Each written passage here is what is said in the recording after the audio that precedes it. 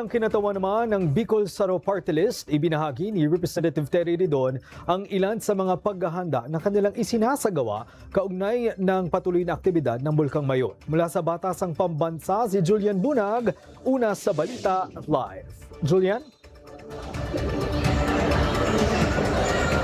Greg, sa kanyang pagharap sa media ngayong araw ay binahagi ni Representative Terry Ridon ang mga paghahanda na kanilang isinasagawa sa probinsya sa harap ng aktibidad ng Bulkang Mayon. Habang patuloy ang paglikas ng mga residente sa iba't ibang lugar sa bayan ng Albay at iba pang karatig na bayan nito sa Bicol dahil sa itinaas na alert level ng PhilBox, iginiit ni Bicol Saro Party List Representative Terry Ridon na karamihan sa operational funds na mayroon ng Bicol Saro Party List ay ginagamit para sa ganitong mga pangyayari. Nagagamit po yan para dito sa mga relief operations. And as soon as, syempre, kung ano man yung mangyari po, sabi, monitoring what will happen. Wala pa naman actually at this point. Pero syempre naghahanda rin po kami.